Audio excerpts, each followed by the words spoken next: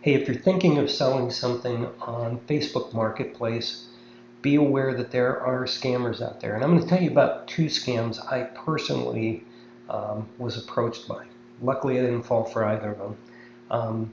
The least nefarious of the two, at least in my opinion, is the Google phone voice scam.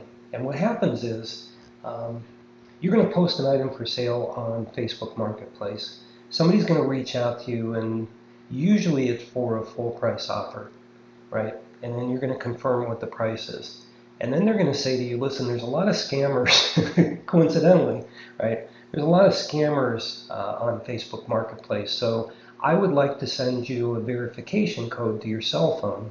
And if you can respond back to that, I'm going to know that you're a legitimate person. Obviously, don't do it. Here's what they're trying to do. They're sending you a Google Voice verification code. When you accept that code, they can then set up a Google Voice account from your cell phone, spoofing your cell phone, and then make outbound calls appearing as though they are you. So again, maybe not a personal threat. However, it's helping scammers do what they do. So we want to avoid doing that if we can at all costs, right? Here's the other scam. Um, and this is more nefarious. So I listed several things on Facebook, just kind of paring down possession, stuff like that, right? And I got a full price offer immediately. What was unique about each of these scammers' approaches is every one of them set up a private group for that item. They copied and pasted the photo, they set up a group in Facebook, and then they chatted within that group. So that was my first flag, right? Second one was, hey, I want to offer you full price.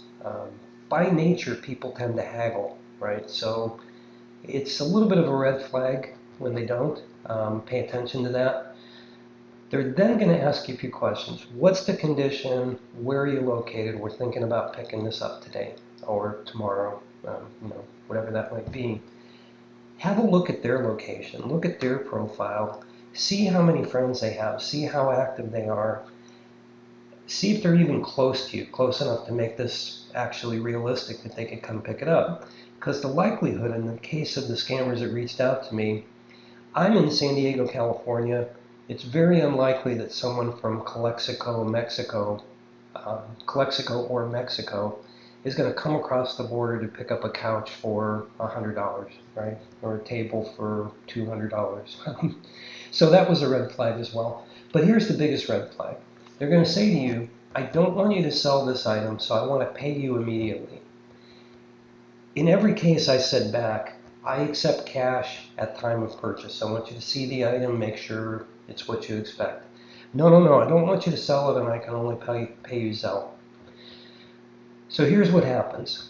They claim that they can only send you money on Zelle, as an example, by setting up a business account. What they're going to do is they're going to send you a fictitious Zelle link, and it's going to appear to you as if they sent you $300 above or $500 above whatever the item price is, and they're going to somehow say that that's a Zelle requirement for a business account. They're going to encourage you to set up a business account as well, and then what they want you to do is refund the overpayment. This is the traditional refund scam. Happens so much with Best Buy, Geek Squad, where teams in India, Kolkata specifically, are sending out phishing emails, making people think they have a subscription that they don't, encouraging them to call a number, and when they call that number, they're told, yeah, we can refund your money. In these cases, what they do is